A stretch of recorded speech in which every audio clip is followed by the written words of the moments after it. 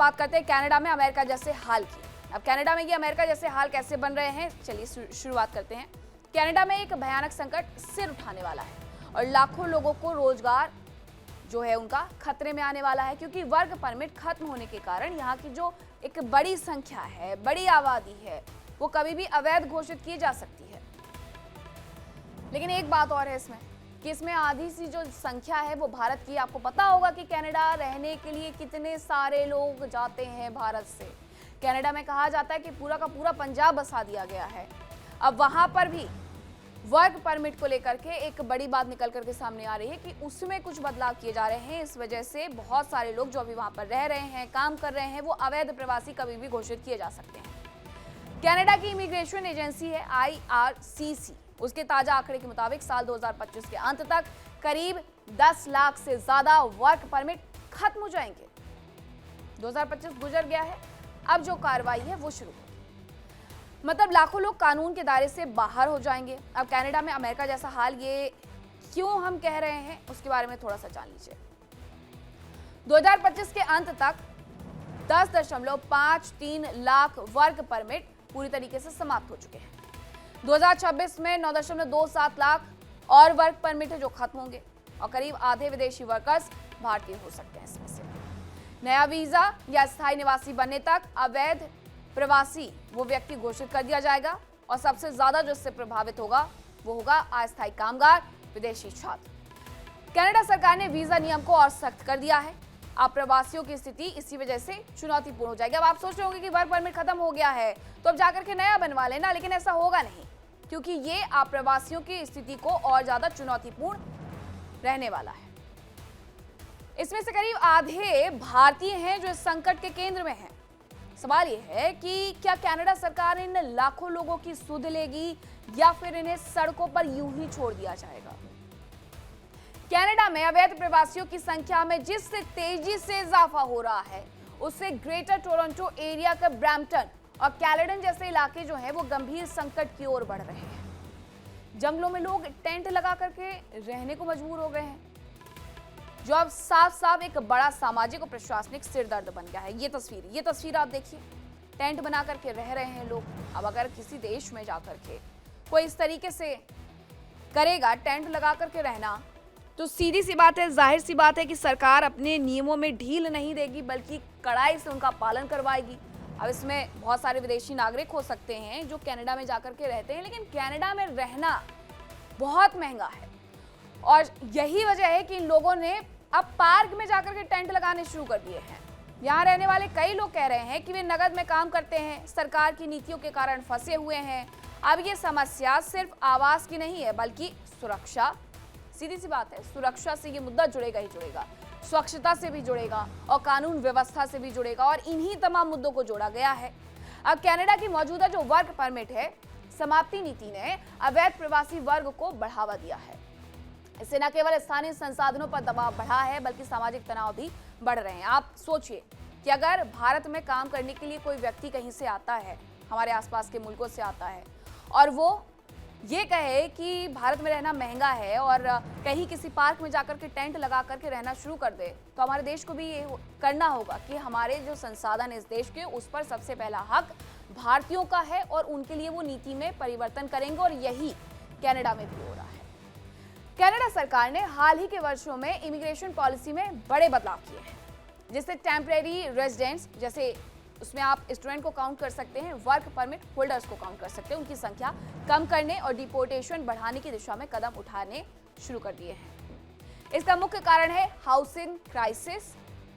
ये भी बिल्कुल सही है, वहां पे है हाउसिंग क्राइसिस, नहीं है उस तरीके से बिल्डिंग जैसी होती है हमारे यहाँ भारत में। दूसरा, बहुत ज्यादा महंगा है रहना, इंफ्रास्ट्रक्चर पर दबाव पड़ रहा है क्योंकि वो लोगों के लिए घर बना ही नहीं पा रहे हैं। हेल्थ केयर और पब्लिक सर्विस तो पूरी तरीके से ओवरलोड हो चुकी है। हाल ये है कि सब कुछ खत्म हो चुका है। ये कहा जाता है कि जो हेल्थ केयर किस तरीके से मिलता है वहां पर, जो स्टूडेंट वीजा पर जाते हैं, जो स्टूडेंट जाते हैं, उन्हें फ्री हेल्थ केयर की सुविधा के नाम पर घंटों लाइन में खड़ा रहना पड़ता है। अभी हाल फिलहाल में कुछ खबरें भी आई थी कि इसी हेल्थ केयर सिस्टम की वजह से बहुत सारे जो इंडियन हैं उन्हें नुकसान उठाना पड़ा, कईयों की मौत तक हो गई थी। अब इस पर ओवरलोडिंग की भी बात निकल करके सामने आ रही है। पहले 2022-2024 में हाई इमिग्रेशन लेवल से पॉपुलेशन तेजी से बढ़ी, लेकिन अब इसे सस्टेनेबल बनाने के लिए कट्स किए जा रहे हैं। कनाडा ऐसा क्यों कर रहा है, इसके पीछे की वजह आपको बताती हूँ। वजह यह है कि बढ़ती हुई इलीगल माइग्रेशन की समस्या, ग्रेटर टोरंटो एरिया में सबसे बड़ा संकट, कैंप लगा करके रहना, ब्रैम्पटन और कैलेडन में भारी दबाव है, हाउसिंग क्राइसिस है, इंफ्रास्ट्रक्चर पर दबाव है, टेम्परेरी रेजिडेंट्स को कंट्रोल करना है, इकोनॉमिक रिकवरी करनी है और पब्लिक ओपिनियन। लोग बिल्कुल नहीं चाहते कि उनके घूमने वाली जगह पर कोई टेंट बना करके रहने लगे, ये भी एक वजह है। मानवाधिकार संगठनों का कहना है कि जो काम करने लायक है उन्हें रहने लायक भी है। वे मांग कर रहे हैं कि अस्थायी कामगारों और छात्रों को कानूनी रूप से रहने का रास्ता दे दिया जाए। मानवाधिकार संगठन ये कह रहे हैं ये संकट कनाडा की सख्त इमिग्रेशन नीतियों का नतीजा है। आवास और सेवाओं पर दबाव कम करने के लिए लाई गई ये योजनाएं वहां नया संकट पैदा कर रही हैं। कनाडा की आबादी लगातार गिरते जा रही है, जो देश विकास दर और आर्थिक भविष्य के लिए चिंता का विषय बन गई है। कनाडा की आबादी में आखिरकार गिरावट की वजह क्या है, वो जान लीजिए। गिरावट की वजह यह है कि नॉन परमानेंट रेजिडेंट्स जो हैं उनका देश छोड़ना, ये सबसे बड़ी गिरावट है। इमिग्रेशन में कमी, ये भी एक बड़ी गिरावट का वजह है। आव्रजन नीतियों में सख्ती और वैश्विक आर्थिक और सामाजिक बदलाव, ये वो तमाम रीजन है जिसकी वजह से कनाडा की आबादी में लगातार गिरावट नोटिस की गई है। जनसंख्या में गिरावट का मतलब है कम युवा और बढ़ती बुजुर्ग आबादी। इससे नौकरी की जो मांग है वो घट जाएगी, टैक्स का जो बोझ है वो बढ़ जाएगा और कनाडा को अब अपनी इमिग्रेशन नीति को और लचीला करने की आवश्यकता है ताकि आर्थिक स्थिरता बनी रहे। एक रिपोर्ट है स्टैट्सकैन की, जिसके अनुसार 1 जुलाई से 1 अक्टूबर 2025 के बीच कनाडा की आबादी करीब 76,000 लोगों तक घट गई, जो प्रतिशत के लिहाज से लगभग 0.2% की गिरावट है। और ये गिरावट 1971 के बाद से थर्ड क्वार्टर में दर्ज की गई अब तक की सबसे बड़ी गिरावट मानी जा रही है। कनाडा में गैर स्थायी निवासियों की संख्या कहां-कहां कितनी घटी है, अब वो मैं आपको बता देती हूँ। ऑन्टेरियो की मैं बात करती हूँ, 1,07,280 यहाँ पर स्थायी निवासियों की संख्या घटी है, खुद लोग छोड़ करके जा रहे हैं। ब्रिटिश कोलंबिया में 26,242 लोग जा चुके हैं। क्यूबेक में ये आंकड़ा 15,989 का है, तो एल्बर्टा में ये आंकड़ा 10,605 का है। आंकड़ों के मुताबिक कनाडा के हर प्रांत, हर क्षेत्र में गैर स्थायी निवासियों की संख्या घट गई है, लेकिन सबसे ज्यादा गिरावट ऑन्टेरियो प्रांत में दिखी है। उसके आंकड़े भी मैंने आपको बताए हैं। हालांकि इस बदलाव के पीछे की जो वजह है वो आप जान लीजिए। इस बदलाव के पीछे सरकार की सख्त होती आव्रजन नीति को अहम वजह माना गया है।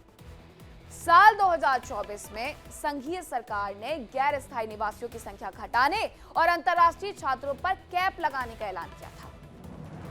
सत्ता में आए प्रधानमंत्री मार्क कार्नी ने भी स्पष्ट किया है कि उनकी सरकार आव्रजन को नियंत्रण में लाने का काम करेगी। अब कनाडा में इमिग्रेशन और वर्तमान स्थिति क्या है वो मैं आपको बताती हूँ। कनाडा दुनिया के सबसे बड़े इमिग्रेशन देशों में से एक है।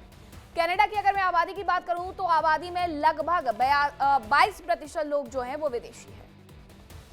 देश की आर्थिक, सामाजिक और सांस्कृतिक विविधता लोगों को खींचती है। कनाडा में आव्रजन के प्रमुख कारण क्या वो जान लीजिए। बेहतर जीवन स्तर और शिक्षा, ये सबसे बड़ा रीजन है। लोग पढ़ाई करने के लिए भारत से बहुत ज्यादा जाते हैं। और रोजगार के अवसर क्या हैं? शरणार्थी नीति और मानवाधिकार संरक्षण सबसे ज्यादा यहाँ पर तगड़ा है। यही वजह है कि लोग जाते हैं कि अगर कुछ होगा तो मानवाधिकार वाले संभालेंगे। और उसके बाद आता है परिवार पुनर्मिलन, तकनीकी और कौशल आधारित आव्रजन। ये तमाम चीजें हैं जो कनाडा में आव्रजन के प्रमुख कारण हैं और कहीं ना कहीं इसे और ज्यादा लचीला बनाते हैं। नवंबर के बजट में संघीय सरकार ने संकेत दिया कि आने वाले वर्षों में अस्थायी निवासियों की संख्या और ज्यादा कम हो जाएगी। सरकार का यह लक्ष्य है कि अगले साल केवल 3.85 लाख अस्थायी निवासियों को अनुमति दी जाए। सिर्फ इतने लोगों को मिलेगी अनुमति। इसके बाद के 2 वर्षों में यह संख्या 3.7 लाख प्रति वर्ष तक सीमित की जा सकती है। ये फैसला ऐसे समय में लिया जा रहा है जब देश हाउसिंग और हेल्थ केयर संकट से जूझ रहा है और जनता की राय भी आव्रजन को लेकर के बदल रही है। उनके देश में भी बहुत सारी कमियां हैं, खासकर हेल्थ केयर सिस्टम में। ऐसे में उनके देश के लोग भी अपने देश को छोड़ करके जा रहे हैं। बाहर के जो लोग हैं, विदेशी जो लोग हैं, वो बढ़ते जा रहे हैं। लोगों की राय इसलिए बदल गई है और अब यही वजह बताई जा रही है कि सरकार कभी भी अपनी नीतियों में बदलाव कर सकती है। Immigration, refugees and citizenship Canada यानी IRCC के सर्वे जो हैं वो बताते हैं कि कनाडा में आयोजन के समर्थन का स्तर पिछले 30 वर्षों के सबसे निचले स्तर पर पहुंच गया है। वहीं जो विपक्षी कंजर्वेटिव पार्टी है उसने इस मुद्दे को संसद में प्रमुखता से उठाया है, यानी कि राजनीतिक प्रतिस्पर्धा भी है। अब 1 अक्टूबर 2025 की बात करती हूं। कनाडा की जो कुल आबादी है वो करीब 4.15 करोड़ थी। कनाडा ने इंटरनेशनल स्टूडेंट को दिए जाने वाली स्टडी परमिट की संख्या में अब कटौती कर दी है। पिछले साल की समान अवधि के मुकाबले 2025 की पहली तिमाही में भारतीय स्टूडेंट को दिए गए जो स्टूडेंट जो परमिट थे वो 31% की गिरावट के साथ दर्ज किए गए हैं। Immigration, refugees and citizenship Canada यानी IRCC के आंकड़ों के मुताबिक जनवरी मार्च 2026 के बीच में सिर्फ 30,640 स्टूडेंट को स्टडी परमिट दिया गया है। हालांकि कनाडा की पढ़ाई कोई सस्ती पढ़ाई तो है नहीं, बहुत महंगी पढ़ाई है, लेकिन अच्छी पढ़ाई है। कुछ देशों के लिए ये सस्ती भी है। ऐसे में ज्यादातर देशों से स्टूडेंट जाते हैं। अब उसमें सिर्फ जनवरी मार्च की अगर मैं बात करूं तो आंकड़े जो हैं वो कहते हैं कि सिर्फ 30,640 स्टूडेंट को ही ये स्टडी परमिट मिला है। सिर्फ 2024 में इसी अवधि के दौरान जो संख्या थी वो 44,295 थी। जनवरी 2025 में जो कनाडा की आबादी है वो 4 करोड़ 15 लाख थी, जिसमें अस्थायी निवासियों की जो संख्या है वो 3 करोड़ 2 लाख थी। 4 करोड़ 15 लाख में 3 करोड़ 2 लाख लोग अस्थायी थे, उस देश के नागरिक थे। लगभग 7.25% है। कनाडा सरकार इसे 2028 तक 5% से कम पर ले जाना चाहती है और यही वजह है कि IRCC ने 2025 के लिए स्टडी परमिट की लिमिट को 4,37,000 कर दिया। 2024 के मुकाबले ये 10% कम है। ये सीमा 2026 तक लागू रहने वाली है। जो कनाडा आने वाले स्टूडेंट हैं, किस तरीके से कमी हुई है देखिए। 2020 में जो आंकड़ा था 6,42,480 का, वो 2021 में घट करके 6,17,250 पहुंचा। 2022 में ये आंकड़ा बढ़ा 8,07,750 हुआ। फिर हालांकि 2023 में फिर कटौती देखी गई है, 6,81,155 हो गई है इंटरनेशनल स्टूडेंट। 2024 में ये फिर से घट गया, 5,16,275 हो गया और 2025 में और ज्यादा घट गया और 4,37,000। कनाडा ने साल 2023 से ही इंटरनेशनल स्टूडेंट की जो संख्या है उसे कम करने के लिए कोशिश शुरू कर दी थी। कनाडा ने 2023 में कुल मिलाकर के 6.81 लाख स्टडी परमिट जारी किए, जिनमें से 2,78,000 जो स्टूडेंट थे वो भारतीय थे। 2024 में जो कुल परमिट की संख्या है वो घट करके 5,16,000 हो गई, जिसमें 1,88,000 भारतीय छात्र थे। इसी वजह से कनाडा में जो आने वाले स्टूडेंट हैं, इंटरनेशनल स्टूडेंट हैं, उनकी संख्या में लगभग 40% की कमी भी आई है। कनाडा की आबादी में इस ऐतिहासिक गिरावट ने देश की सामाजिक और आर्थिक तस्वीर पर गहरा असर डाला है। गैर स्थायी निवासियों की वापसी ने लेबर मार्केट, शिक्षा और आयोजन नीतियों में नई चुनौतियां पैदा कर दी हैं। सबसे बड़ा सवाल यह है कि सरकार कैसे इस गिरावट को संतुलित करके देश की ग्रोथ रेट एंड डाइवर्सिटी को बना करके रखेगी। यानी तस्वीर एकदम साफ है। कनाडा में हालात अमेरिका जैसे हो रहे हैं। लाखों लोगों के सिर पर रोजगार और कानूनी दर्जे का संकट मंडरा रहा है। और सबसे बड़ा सवाल यह है कि क्या कनाडा सरकार इस आने वाले तूफान को रोक पाएगी या फिर बड़ी संख्या में लोग सिस्टम के बाहर धकेल दिए जाएंगे।